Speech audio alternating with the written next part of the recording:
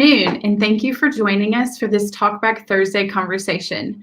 My name is Christina Gaines, and I'm the Campus and Community Programs Manager at the Gouge Performing Arts Center.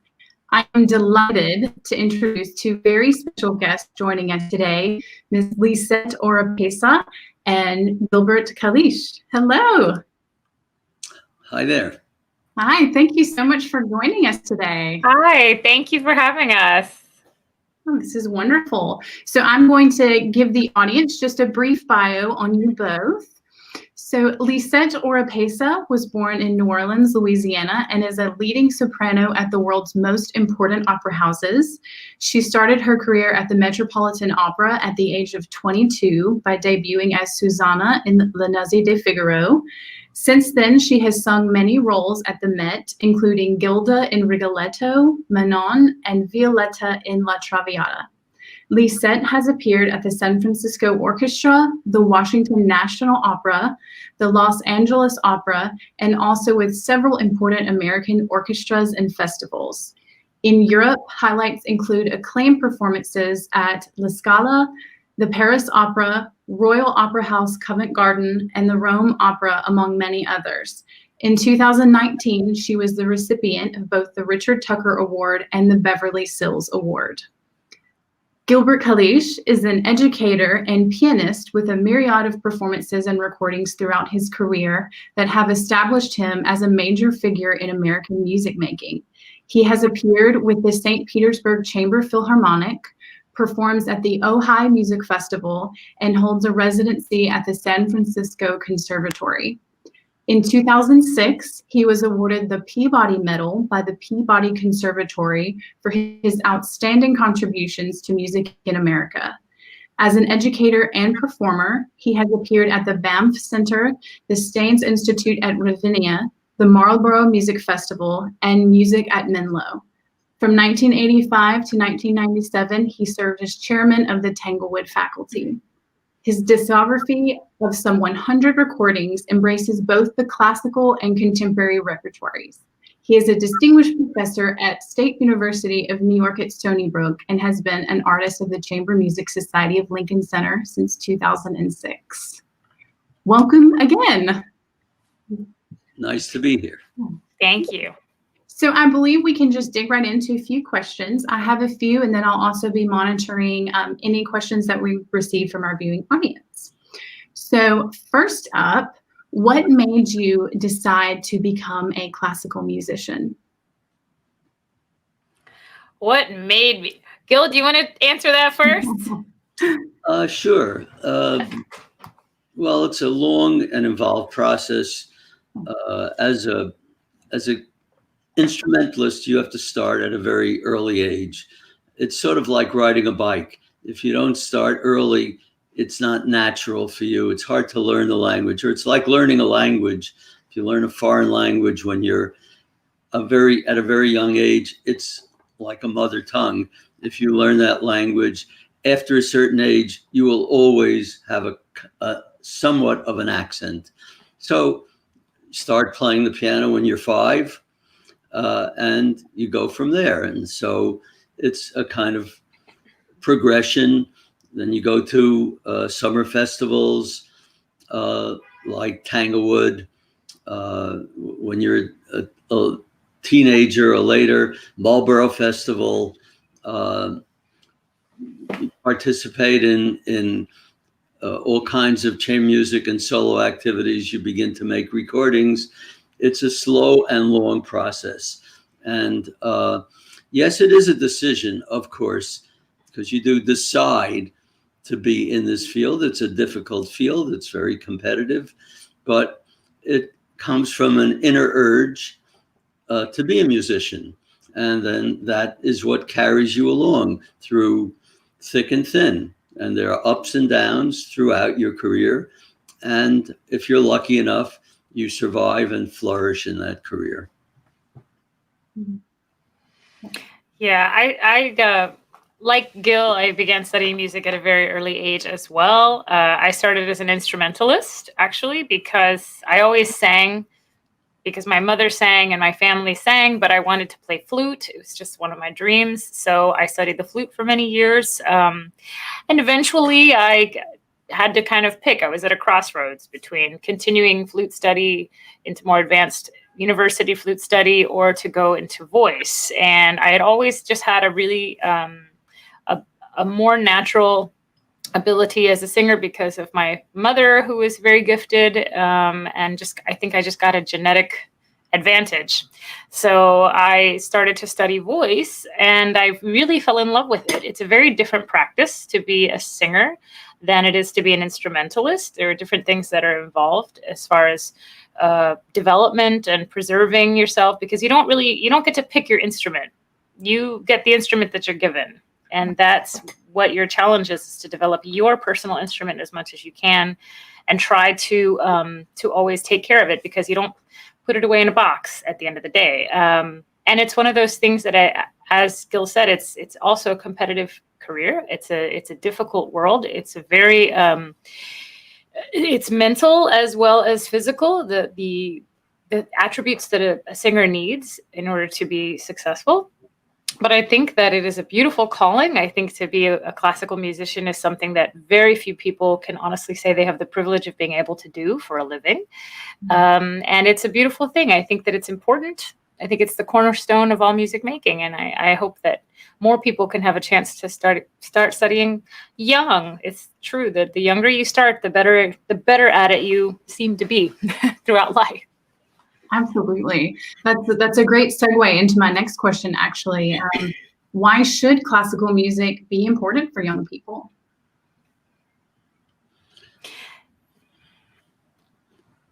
Okay, well, I mean, that's a profound question, actually, and we're wrestling with that now, because classical music is in a somewhat fragile state.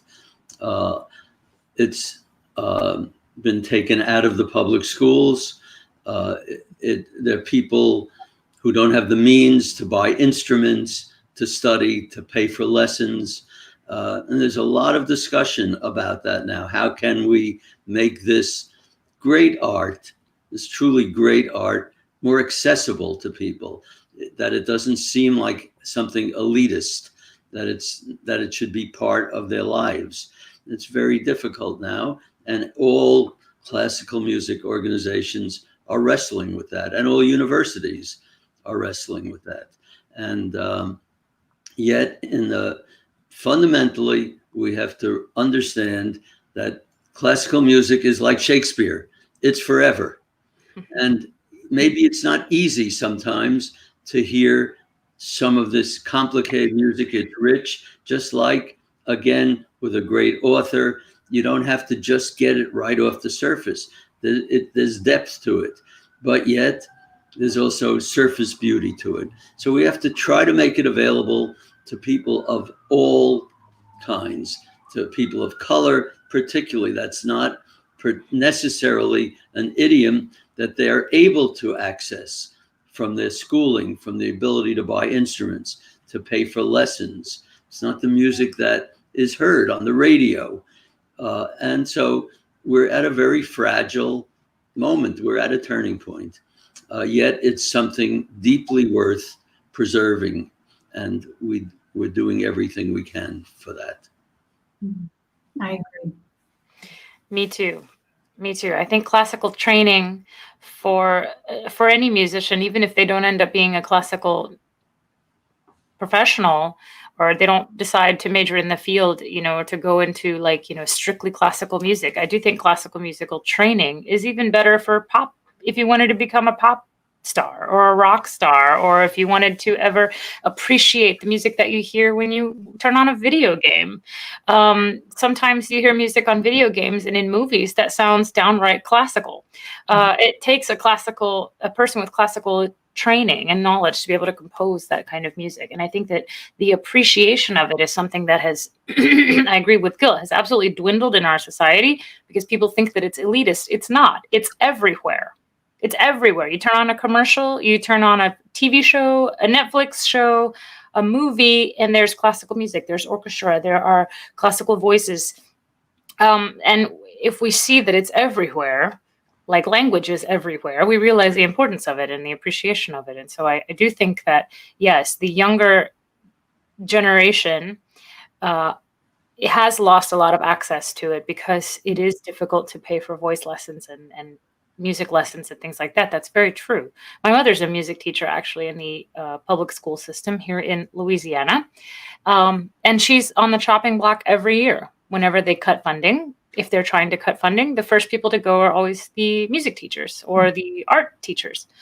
And that's a shame to me because it isn't a fringe of society. I believe culture drives the economy, not the other way around. And if we can create that kind of appreciation for it at a young age for people, they realize how prevalent it is and how important it is in our society. I completely agree with both of you. That was lovely. Thank you.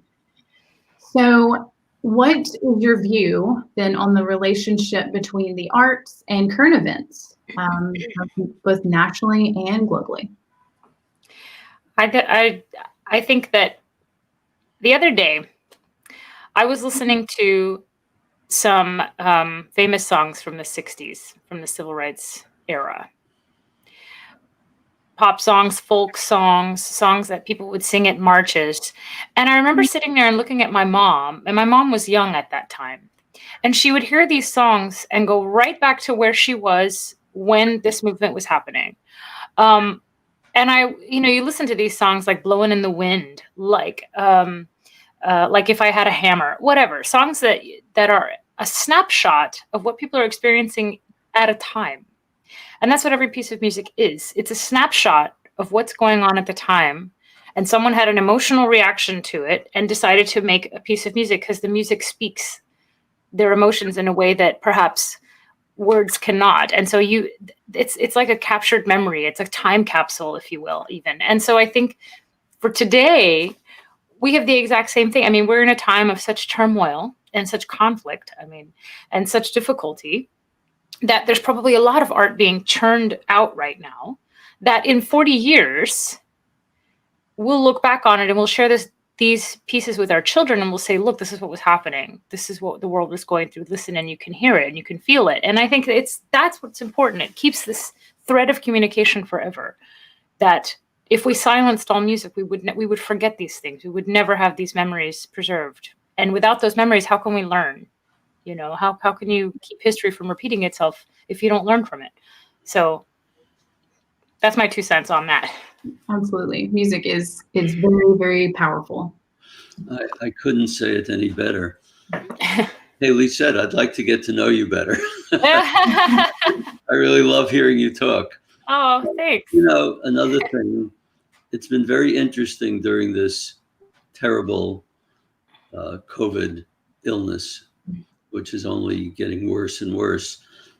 The necessity for people to be creative, and the number of concerts that have been just arranged by people, young people, everybody, and that are available on this ridiculous kind of Zoom medium, that more people are hearing our music and every music than ever could hear it in a live performance. And although we miss being with our colleagues, we miss being with our students, yet I have classes, just kind of voluntary classes. Let's say I'm doing a class in Bach, and I have loads of people coming. They're not getting any credit. I'm not getting any credit, but we're just trying to enrich the curriculum for everybody and give them something during this terrible time when they're so alone. And it's astonishing how many people are grasping onto this and how much creativity has been unleashed during this horrible time. And I think that will continue. I think concerts will be different. There will be more intimate concerts. There will be more concerts in a community rather than only in large venues. I mean, it's almost hard to see how can an orchestra sit on the stage at Avery Fisher Hall with an audience of 3,000 crowded next to each other And many of the people in the back of the hall hardly see the people on stage and hardly hear them because it's such a bad auditorium acoustically. But sorry to say that. Everybody knows it. And yet at Zoom, you see the people. They're right in front of you. You see them playing. You see the effort. You see the passion. It's a new medium. And I think it will continue to impact our world in a positive way when this is all over.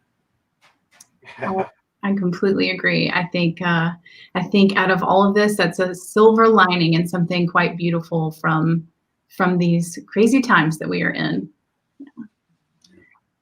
For all of you just joining in, I'm live with soprano Lisette Oropesa and pianist Gilbert Kalish. These two brilliant artists are featured on the Chamber Music Society of Lincoln Center's Front Row performance that is currently open for registration on our Gouge Performing Arts Center's website. So now I would like to shift gears just a little bit and talk a little bit about that performance. I understand that this will feature works by Crumb and Schubert and Brahms, and that you performed together on the Schubert piece along with clarinetist David Schifrin, whom we had on a talkback a month or so ago. Can you tell the audience a little about that piece and the collaborative experience? Go ahead, Lisa. Sure, yeah. The piece is called The Shepherd on the Rock. It's in German, Der Hirt auf dem Felsen. And it is a Schubert song with piano accompaniment and clarinet accompaniment. And I say accompaniment, and I don't mean as in backup. By accompany, I mean as in work together, collaborate together. Because like many of Schubert's lied, which Schubert composed 600 some odd songs in his lifetime, the piano often plays a very significant role in that it is an answer back to the text and whatever the voice is singing. And this lied, in particular, this song, has a clarinet as well, a gorgeous part for the clarinet. And so the story, essentially, it's a song in 3 parts where it's about a young shepherd who's out in a field, and he's kind of talking about how when he sings, his voice echoes back, and how he realizes how alone he is out in this field, in this world that he lives in. I mean, you can take it literally, you can take it figuratively. And the clarinet is responding to the voice all the time because it's like an echo. And the clarinet has a sad sound for pretty much the first 2/3 of the piece, in my opinion. I feel like the clarinet brings out all the kind of loneliness that the young shepherd is feeling. But in the 3rd section, suddenly the boy says, "Spring is going to come soon. And it's going to bring us all the joy that we need." And so even though this person has gone through a feeling of loneliness, a feeling of being detached from their loved one, they still have this positive outlook, because there's something about being alone in this beautiful field that makes them realize that nature is enough to kind of pull them through, that they're not alone, because the world goes through things too. Nature goes through life and death too. It's very, it's a deep piece. I feel like it's a very deep piece. It's very difficult to sing. It's so, the melody is stunning, beautiful. And it ends on a very happy kind of uplifting note, on an uplifting feeling. And anyway, that's what I can say about the vocal clarinet part. Maybe Gil has some more to add about the piano part. Is it as hard for you as it is for me? Well, I don't think it's quite as hard for me. It's hard in a different way. But, listening to Lisette speak about it, it's kind of a parable for a time, in a sense, the loneliness that many people are experiencing now, and the hope for a beautiful spring and awakening and coming back to our life. It's also particularly touching if you understand that Schubert had a very short life, that he was cursed with terrible illness.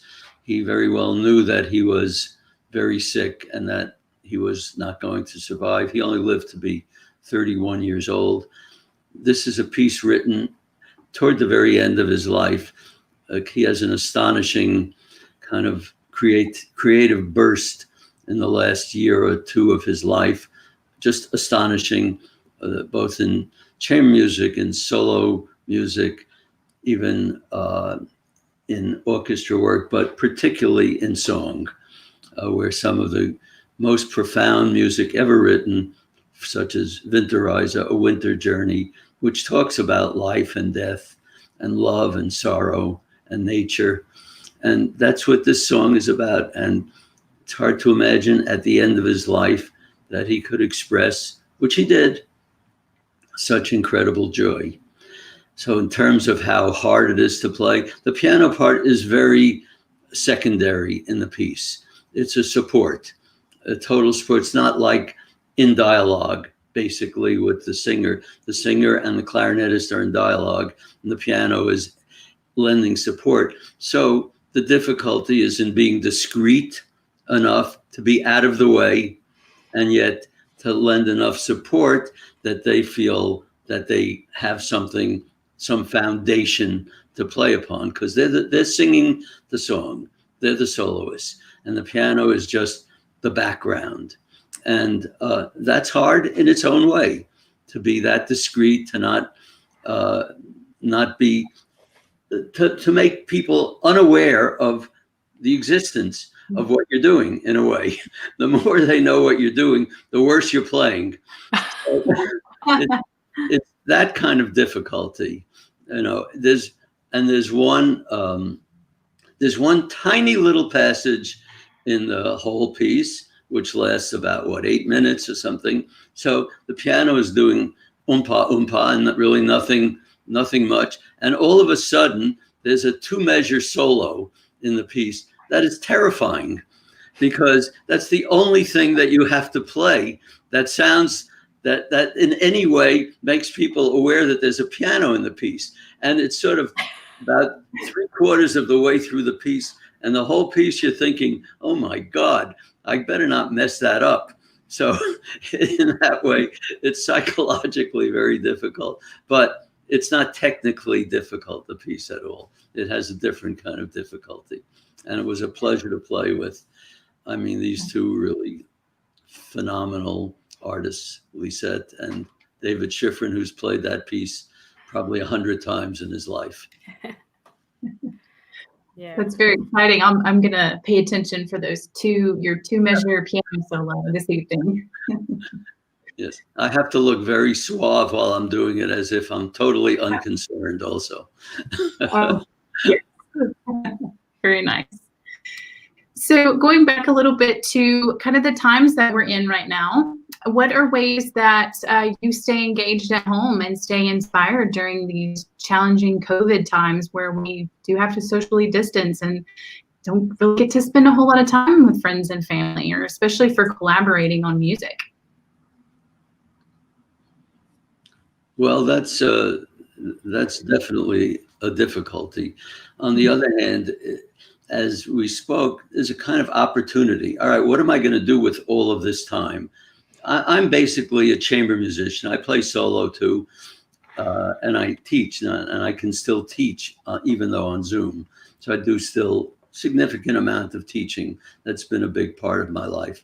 But I can't play with colleagues. So try to arrange projects for yourself. Like, okay, I've always wanted to learn such and such. And okay, now is a chance. I better do that. I better clean up my house.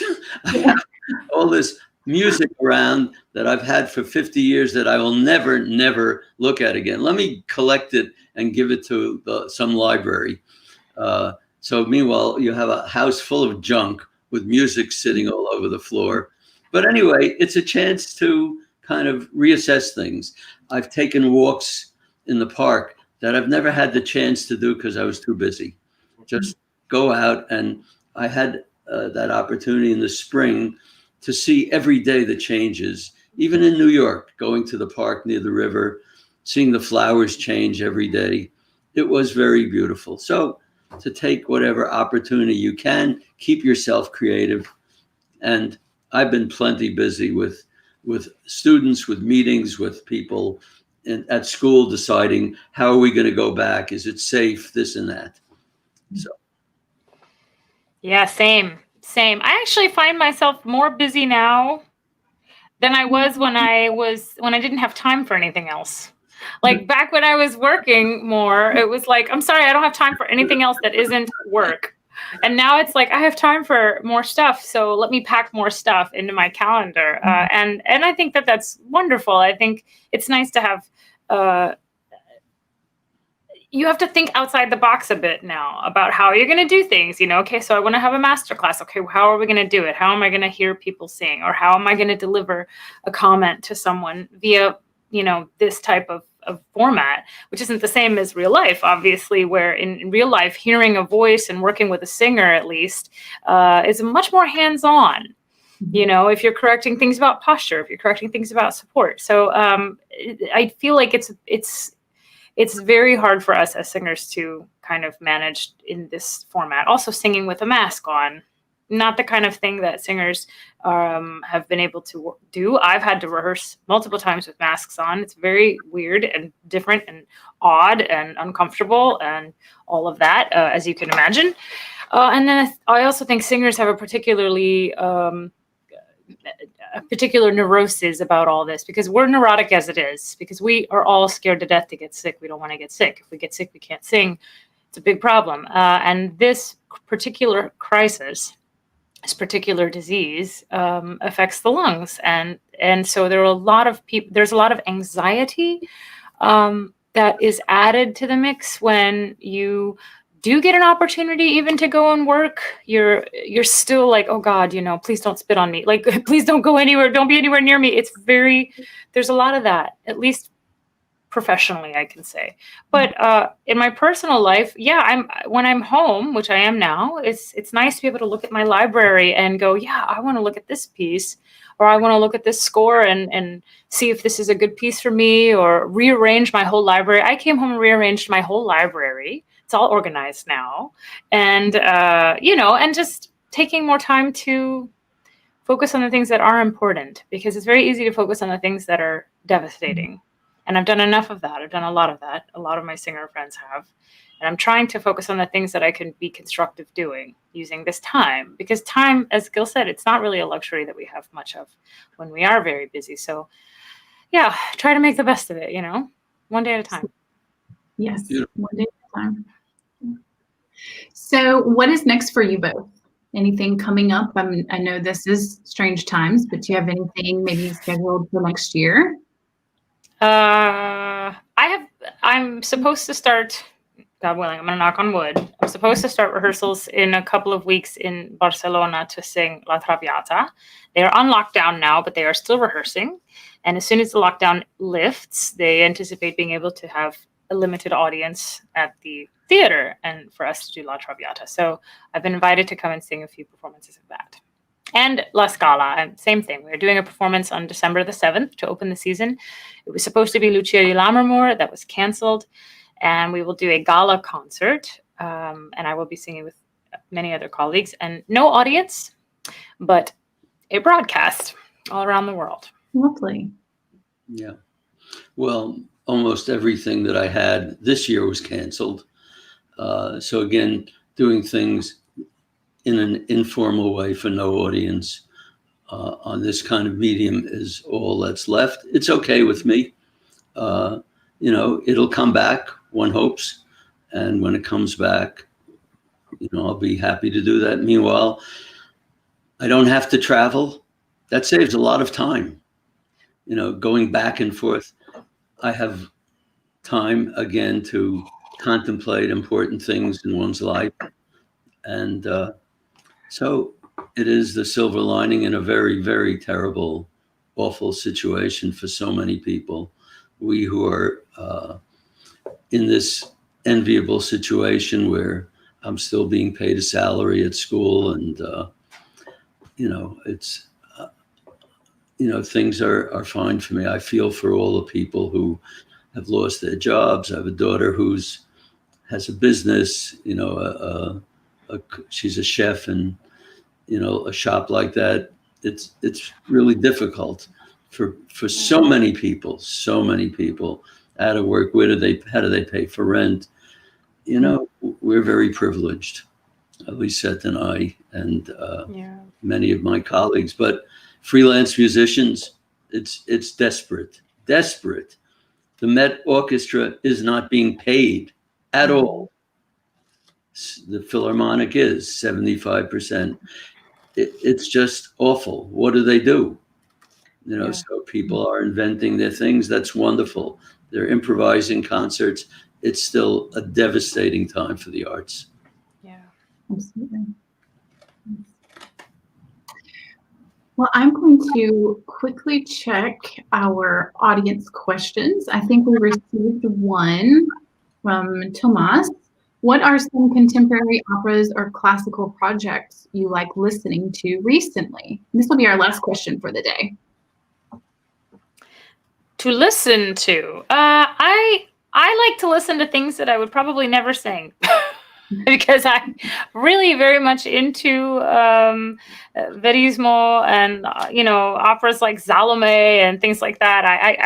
I like to watch the Met broadcasts that they play every night. If my friends are in things that are being broadcast, I try to watch them to be supportive. But honestly, if I'm learning a piece, I'm not listening to it as much. I'm working on it, and I'm doing my own, trying to keep my ears clear of other influence. What about you, Gil? Well, that's an important thing to say. That's the way I feel too when I'm working on something. I really don't want to listen to recordings. I want to find my own vision of it. And I tell that to my students too. There's so much available now on YouTube. You can hear, 30 different performances by very important artists of works. So I tend not to be listening to things that I'm playing, as Lisette said. I've been listening to Van Cliburn playing the Rachmaninoff Third and thinking about that.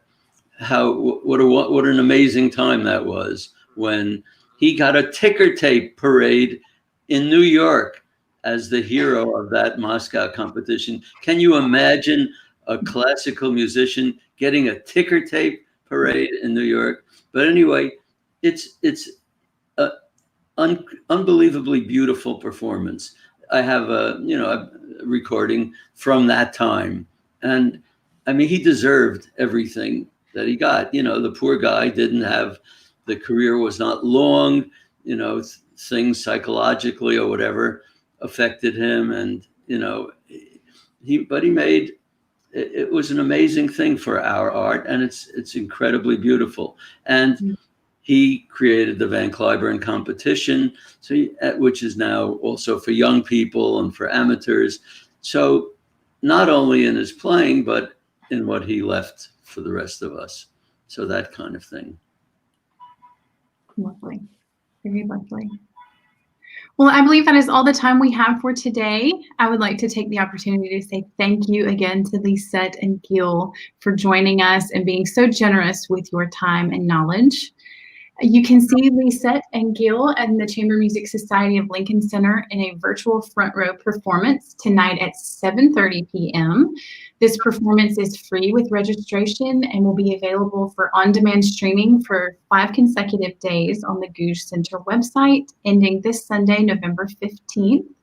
Please visit gougecenter.auburn.edu for more information and how to register. And join us again next Thursday, November 19th, for another live episode in GPAC's Talkback Thursday series, featuring Ellie Dewey as part of our GPAC Live Alabama Artist Series. Lisette, Gil, thank you again for joining us, and have a lovely afternoon. Thank you. Thank you. Bye, Lisette.